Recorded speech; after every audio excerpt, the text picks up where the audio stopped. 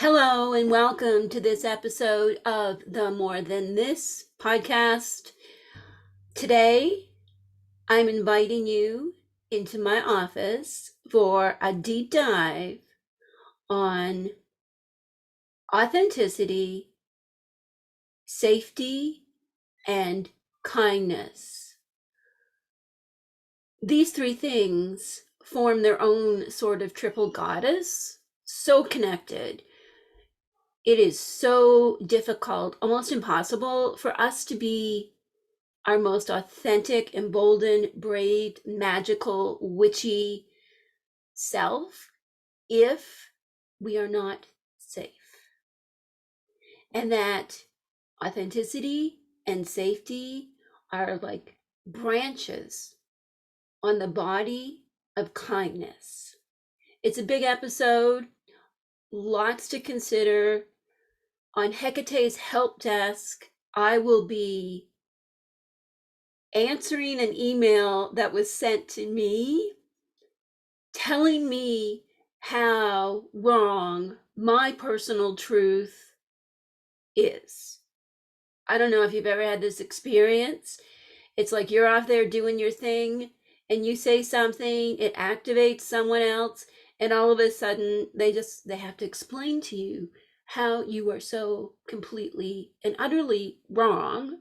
Oh, and that they have the solution. So it's all about dealing with unsolicited advice. It's going to be a really great segment. I hope it'll be helpful. So let's begin by exploring the connections between authenticity, safety, and kindness.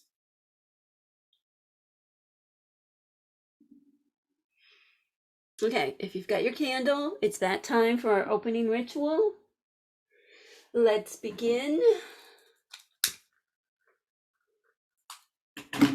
If you're listening and you don't have a candle, just imagine a candle.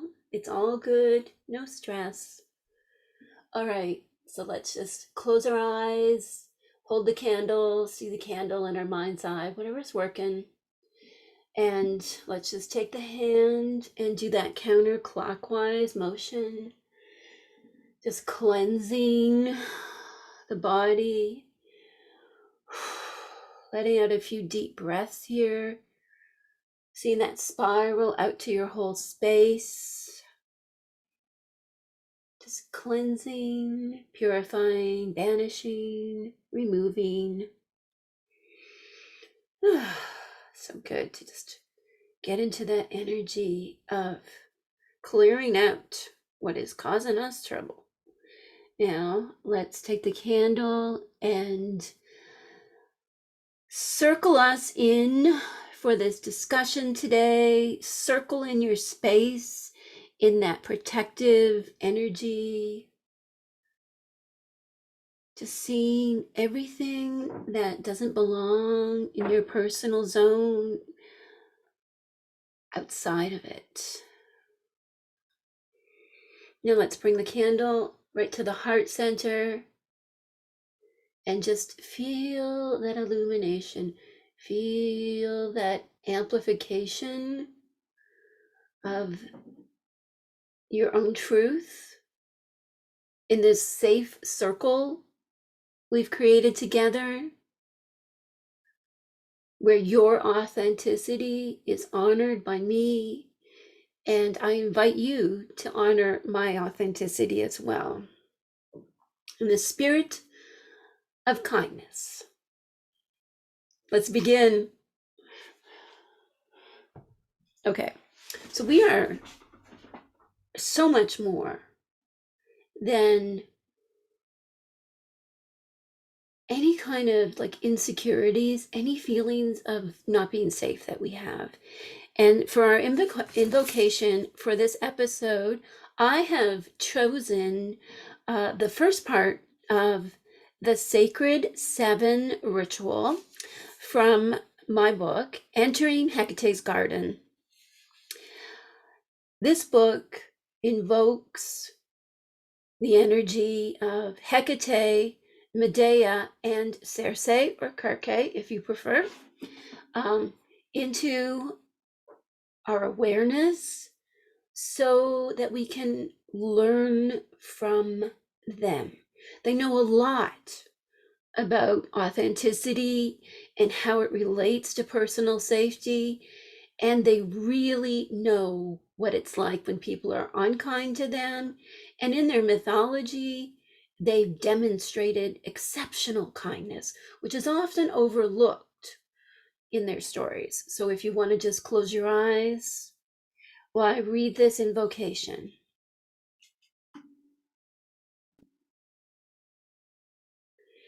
Hekate, mother of the moon.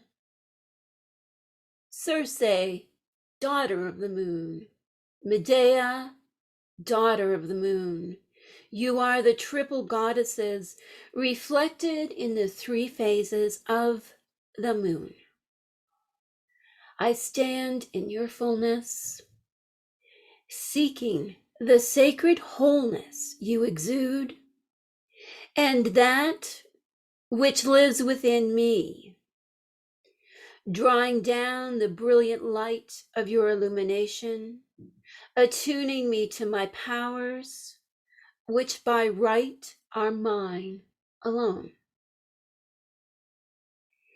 I welcome in Hekate, that great goddess, Circe and Medea, sometimes in the mythology referred to as her daughters, but certainly her spiritual daughters. I chose this invocation for this episode because standing in our authentic truth, whatever that is for us, and if you're listening to this podcast, I would bet, like my whole apothecary, that for you, your personal authenticity is within the same kind of zone as mine. And for me, understanding the mythology of Circe, Medea, and Hecate helps me to be my more authentic self.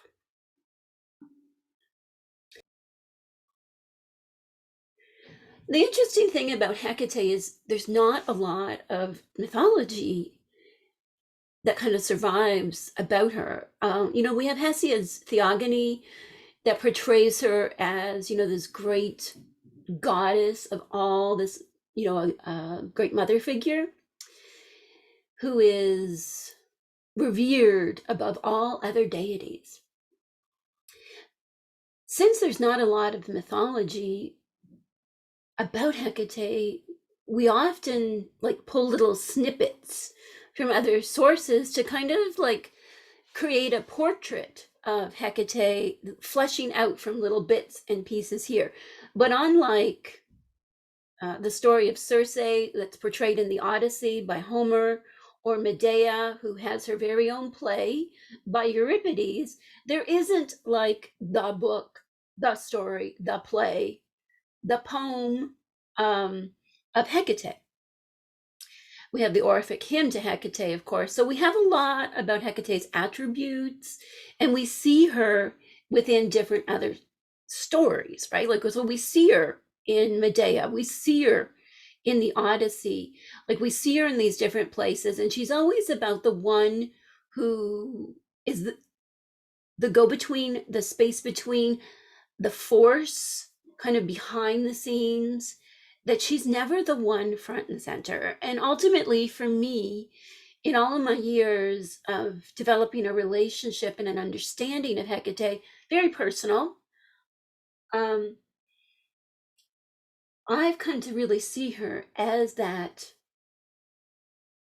place, that force, that grace and mercy and healing and empowerment that is kind of the glue in everything if we choose to pay attention to it.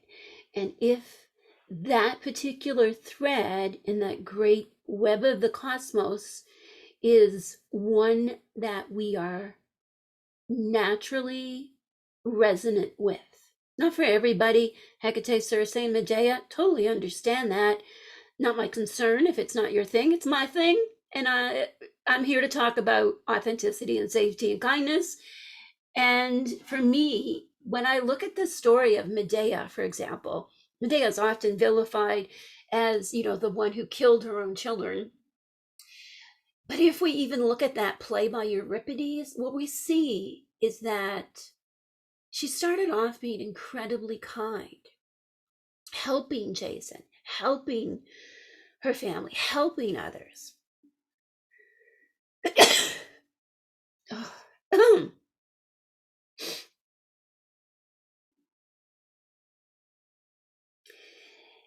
And then, because she increasingly has her sense of safety taken from her by Jason, he keeps taking things from her until she is so dangerously vulnerable. She's not the good kind of vulnerable where you're open to new experiences and strong back, soft front. She is the completely, everything has been taken from her children, her husband, her life, her home. He takes everything from her when he is done using and abusing her, and then she's had enough and she lashes out. This is what happens to many of us when we are completely unsafe. We'll lash out. We can't be kind anymore because we have had our power taken from us. We've had our authenticity disrespected. We've been robbed, violated, mistreated, invalidated until there's nothing left. We have no kindness left to give. And this is where it gets so tricky, because we want to be kind. We want to have the strong back, soft front, and be kind and trust others. I'm not getting too much into trust in this episode. I'm going to do a whole future episode on just trust. So we'll put trust over here on the table for another time. Put it on the altar and just let it sit there and know that we're going to get to it. When we look at the Odyssey and Circe in the Odyssey, this is where this whole idea about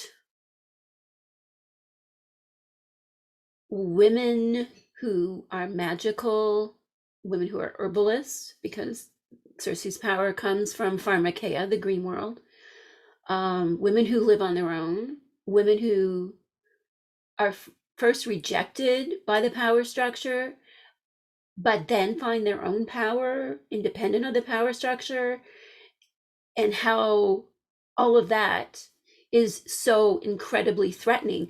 That authenticity threatens the power structure. It makes the power structure feel unsafe when we fully stand in our authentic selves, independent of what the powerful would tell us to do. It's really, people get terrified. And so one example from the Odyssey is, so Circe's been exiled to her beautiful island. She's a goddess, but also partly mortal, and was rejected by her family. Sounds familiar, right? We're with the story so far. So here she is on her island. She has built her own home that nourishes her. And out of nowhere, these sailors show up, crashing on her shores, acting like assholes. And she turns some of them into pigs and then cooks them up and serves them for dinner. This is kind of like, oh, this is gross for starters. But it's like, why would she do that? I'll tell you why she did it. They invaded her island. She was living her authentic self, and they showed up, these soldier sailors, and just thought that they could make themselves at home and take over her whole island. She was a sorceress, and that was the power that was available to her. That was her authentic power. She started out trying to be kind, but then they threatened her, violated her, and so on. And in Homer's epic, and in the 2,000 years plus that everybody's been reading the Odyssey, Circe is the one in the wrong. Like, what is up with that? they wouldn't have been turned into pigs if they hadn't invaded her sacred space. Should she have just been the nice one and said, oh yeah, show up, do whatever you want, sexually violate me, eat my food, do whatever you want? That's great. That's niceness. I call it niceiosity. You know, like, yeah, just sure, whatever shit you've got, I'll eat it. Should she have done that? Well, according to this story and the way it's been traditionally interpreted, yeah, that's what she should have done. Her being her authentic self and being kind to herself before she bowed down to these men, that act of her ensuring her personal safety was defiled. It's more important in this story and in the whole history since that for those of us, especially women, but others too, I'm certainly never going to exclude anyone who identifies with this mythology. Like, I'm not about excluding people. But in this story, it is about the woman exiled who found her own life, and then men showing up, invading, and then when she won't put up with their bullshit, she's vilified because her personal safety, apparently, according to the story, was worth far less than a bunch of men. Because the men, you know, like these guys should always be adored. We should always be nice to them. All of this. And like, if our personal safety is violated and we feel insecure and threatened, that's fine. That's how we should feel. Because as long as we make the powerful ones, as long as we make them feel safe, it's all good. It's really, really difficult in this world we live in to navigate this because it's still true, right? People are still threatened all the time by us living our authentic selves. And they're threatened, we feel threatened by their reaction to us.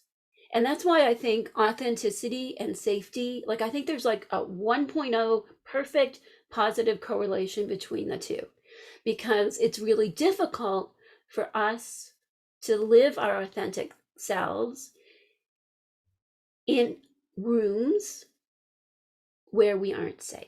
And if we aren't safe, whether it's because of our living arrangements, our family, our partner, someone is making us feel unsafe, I'm going to tell you something. The problem is not us, it's them.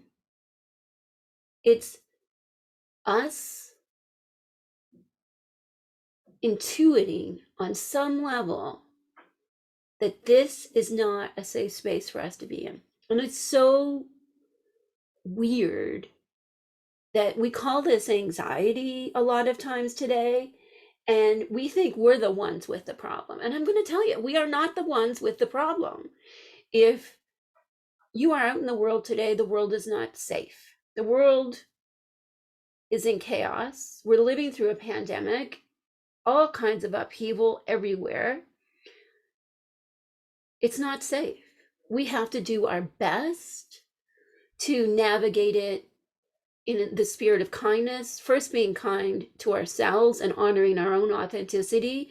Sometimes that means staying home. Sometimes that means being really careful of how we present ourselves in the world so other people don't get to fuck with our authenticity. But the world is not safe.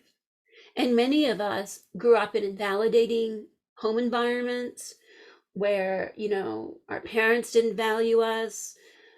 What was sacred and true to us was denigrated. You know, even the education system, totally based on like science, technology, engineering, and math these days, where arts and literature are pushed to the side. And if you're like me, and you probably are since we're here together in this space, those things don't speak truth to me. So how are you going to feel safe? And then they're going to tell you that you are the problem. You have anxiety. And it's like, well, of course you have anxiety. If you're in these rooms, in these spaces, navigating these times in which we live, where nothing is safe, like it would be ludicrous to feel safe. That would be the real psychopathology. That being said, of course, we need to do our things to manage our feelings of not being safe. And I'm not criticizing if you have like a diagnosable clinical condition associated with anxiety. I'm just saying, consider that you are not the problem. You are the wise one who knows it's not safe. And when it comes to our authenticity and choosing where it's safe to express it, that's a really personal question. Social media is often not at all safe for this because people can be really super hateful because they're just like sitting on their couch with their phone and they feel safe saying things that they'd never say to your face. And I think this is the real problem with social media, is that humans, we evolved for this type of close association where we see each other face to face, or at least hear each other's voice or so on, like we have some kind of connection. Social media just like removes all of that. Like just someone on Twitter, I deleted my Twitter account today, and I'm in process of getting rid of more social media. It doesn't nourish me. And before I kind of started the Keeping Your Keys work, I was never on social media. So it's like, why am I now on social media? It's not authentic to me. If it's authentic to you, and if that's, for you, then that's for you. I'm talking about me. Huge part of us being authentic is not focusing on other people. And I think this really gets into like this kind of, oh, you're safe at home, and so you can just trash somebody else because they're anonymous and they mean nothing to you. And so you feel safe attacking them. This is what I think some people are up to on social these days.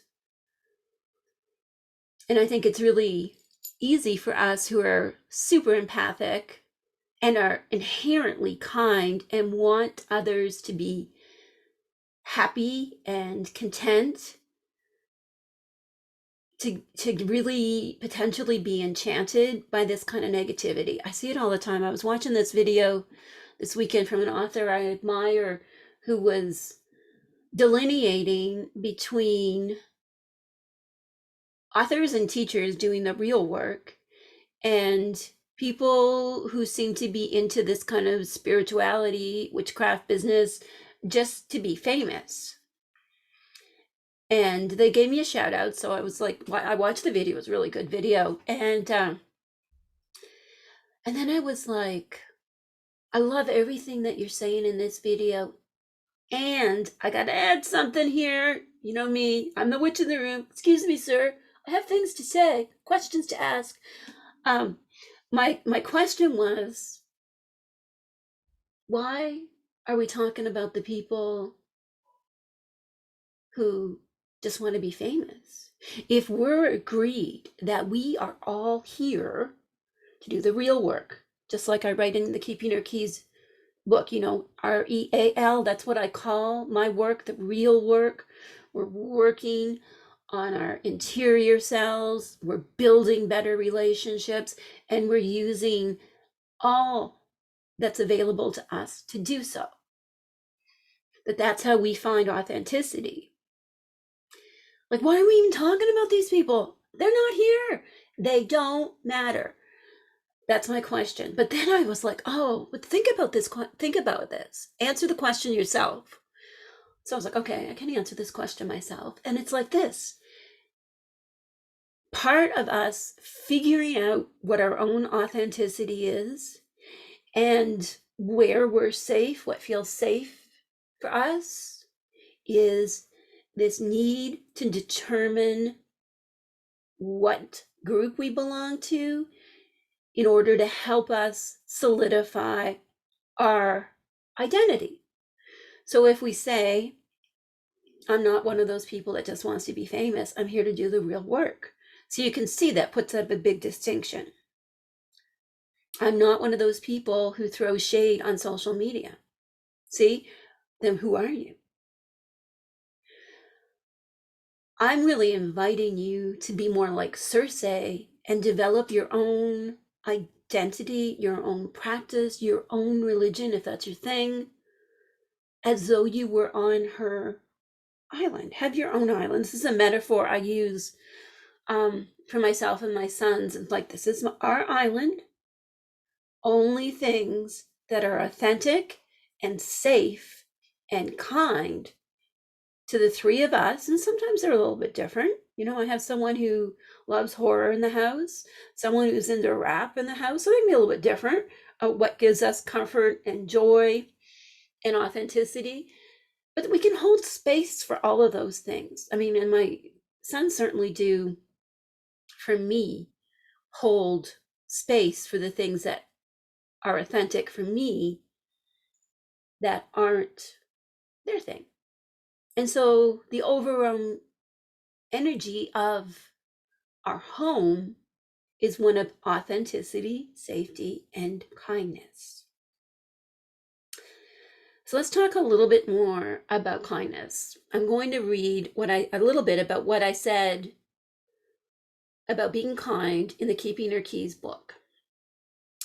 Being kind is so important in this world that we live in. By choosing to be kind to ourselves and others, we honor ourselves and Hekate. Hekate is not your thing. Just insert whatever greater force works for you, where I say Hekate. Moreover, we collectively create an energy current of kindness that is vital to overthrow the forces that seek to disempower the vulnerable in society. This is what's known as compassionate anger. Being kind is not a state of weakness, but of immense strength. We rely upon our integrity to fortify our kindness into a force of change in this world. I'm going to do a separate episode on integrity, because I have lots to say about integrity as well. Kindness is not niceness, and kindness is about being super crystal clear about your safety and getting yourself safe and understanding where you're not safe and not seeing yourself as the problem, seeing the environment, the person making you not feel safe. Those are the problems. We have to solve the problem. We have to navigate things. We live in this world. What I've kind of selected for a psychological framework to kind of build this around is Abraham Maslow's very famous hierarchy of needs. And I'll put a PDF of this. So if you're in the Searchy Hub, you'll be able to grab a PDF, print it off, do your own kind of bullet journal exercise, you know, exploring where you are in this hierarchy and what the needs mean to you. So in his model, so this model came out in the 1940s.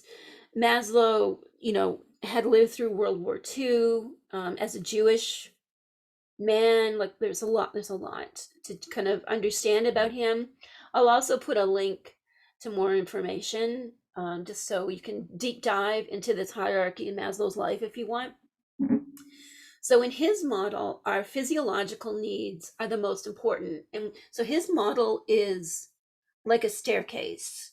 So you have to do the things on the first stair before you go to the second stair and so on. Okay, so it's a pyramid, but think of it as like a stepped pyramid that you got to go to the first step. And once things are good at the first step, you get to go up to the next step and so on. Okay, so first step for him, physiological needs, hunger, all those kinds of things. Second step for him was safety.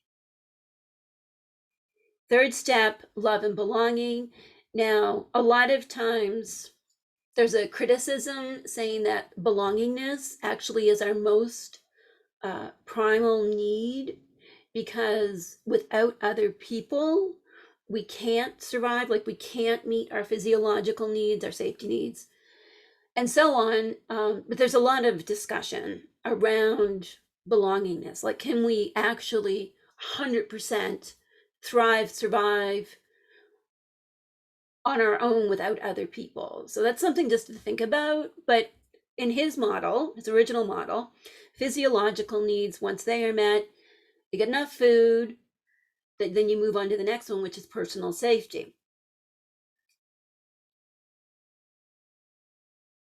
And this, of course, is about being in an environment where there aren't huge threats coming at you all the time, threats to your personal well-being and so on. I think it's really difficult for everyone living here today to have our safety needs met. And I do a lot of intentional work. Like I said, my home and property is my island. We are safe here. I do a lot of intentional work around just saying, I am safe. I will walk through the house when I am feeling really activated, something has happened that's really threatening. I'll walk through the house, doing like the Kurnips ritual, which is in the Entering Hecate's garden book, asperging the house with juniper and saying, I am safe, we are safe, all things on this property are safe, nothing can harm us. I banish all that blocks and binds. We are protected from all harm. We have all that we need to be healthy and whole. Safety is everything. And I think what happens, and I've been through bouts of this in my life, that when my personal safety needs aren't met, I try to like climb up Maslow's staircase to like love, to self-esteem, and then even to self-actualization, which is basically like being our most authentic, manifesting, super magical self, living in our power. We are connected to the goddess. We are one with the universe. That's self-actualization. And I think when we don't have basic safety and we're like, I'm going to run up the stairs, that's what really causes us to even be more unsafe, because we haven't attended to our basic safety needs. It's like meditating when the house is on fire, or trying to do witchcraft in an environment where people hate witchcraft. I mean, yeah, of course we can do it because we're like super magical creatures from the goddess. We have all these powers, but it's like, isn't it 100% better if we work on getting ourselves safe first? When we moved to our current home, it was absolutely the first time in my life, my 40 odd years, that I felt safe. I grew up in a home. I didn't feel safe at all. I got married when I was 19 because I didn't feel safe in my home. And then, of course, I married someone who didn't make me feel safe at all, because I didn't know what safety was. I didn't know how important safety was. And that's why I wanted to put this episode on safety and authenticity really early in the podcast. Because if you are not safe, I just encourage you to do an inventory. Why are you not safe? I encourage you not to see yourself as the problem, but to see whoever is making you unsafe, see them as the problem and see it as a problem to be solved. How can you get yourself more safe? Because it's not until you get some personal safety are you going to be able to fully be your authentic self and stand in your power. And of course, this goes back and forth. It's not like a completely dichotomous thing, but we really need to begin with safety. Safety unlocks the potential of authenticity. And doing this from the key of kindness, kindness to ourselves, kindness, like Brene Brown says, clear is kind. That is one of my mantras. I say it all the time. Whenever I'm having a difficult conversation with someone, I say, I'm saying this because clear is kind. This is what the problem is, in my opinion, and this is what I would like to have happen. Clear is kind. Niceness is when it's like, well, I'm just going to stay here, and maybe that person who is abusive to me will change, or like, I don't really deserve better, or I'll just be nice. If I'm nice to them and acquiesce, then everything will be okay. No, it will not. You need to make your personal safety a priority, and you need to be kind. Books on kindness. I want to recommend a couple. Here's a book by Dr. Jamil Zaki, who is a psychologist, and he heads the Stanford Social Neuroscience Laboratory. He wrote a really interesting book about kindness called Dare to Be Kind. And he talks a lot about empathy in this book, and it's so important. I'm actually just going to read this quote. I always say that creating positive change in the world starts with just one person, you. That's why it's so important to be the right kind of selfish. It's essential to learn the art of taking care of ourselves so that we can have the energy and the willpower to take care of each other and the world we live in.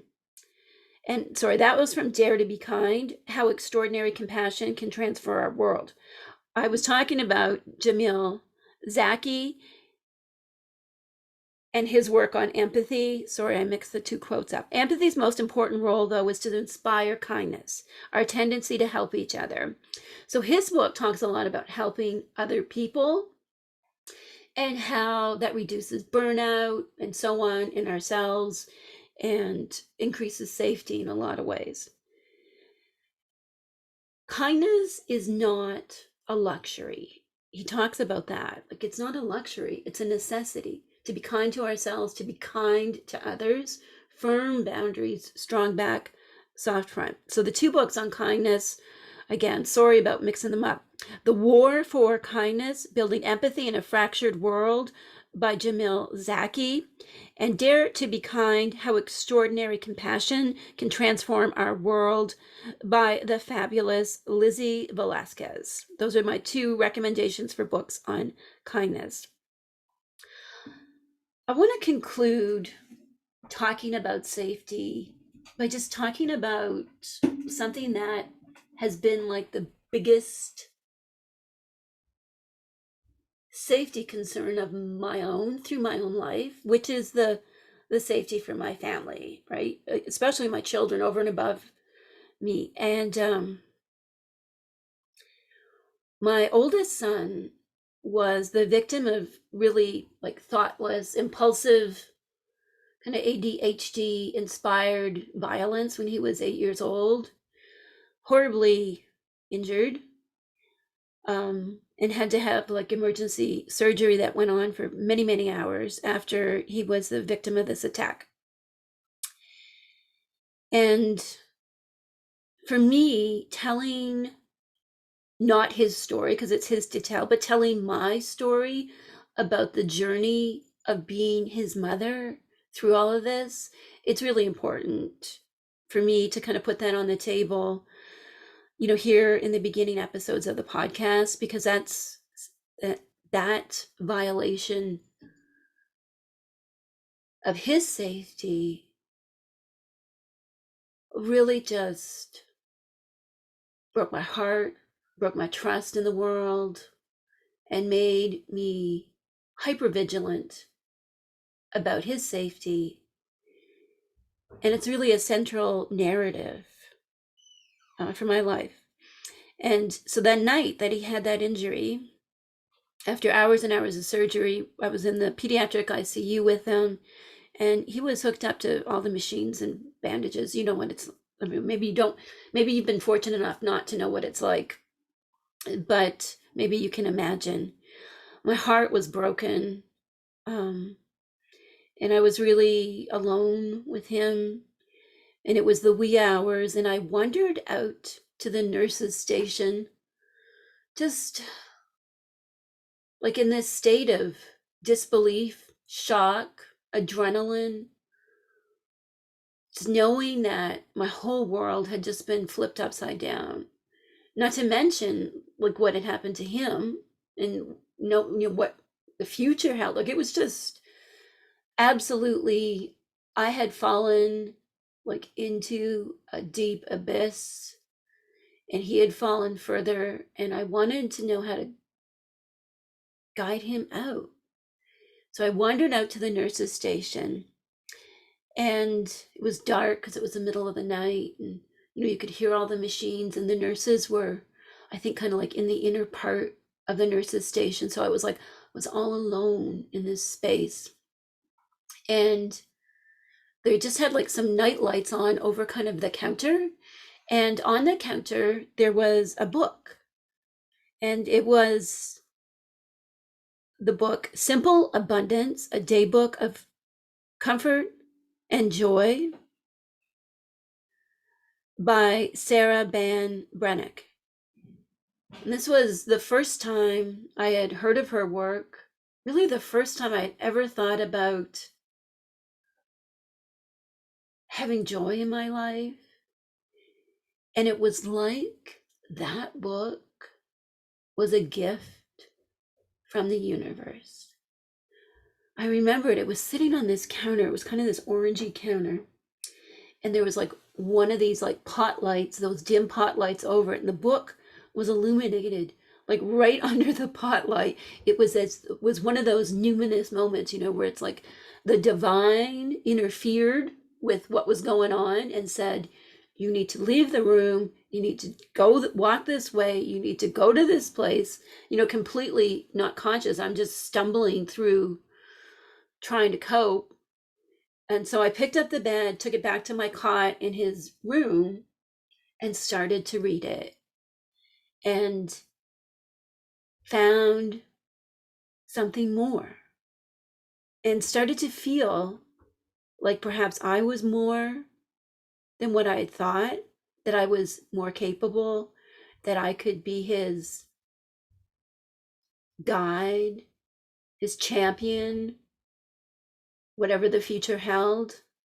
And that book just meant and still means the world to me.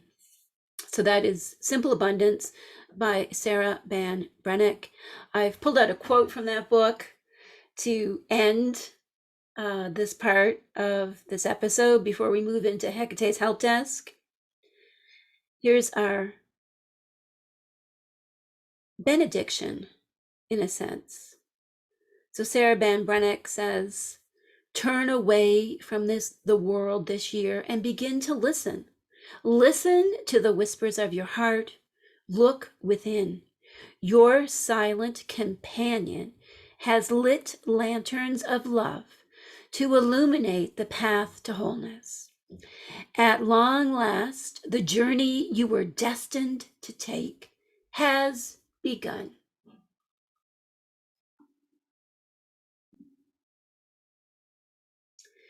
So I wish you authenticity, safety, and kindness as you embark on this unique journey of yours to your wholeness. Now, let's dive into Hecate's help desk in a separate recording. Part 2 coming up.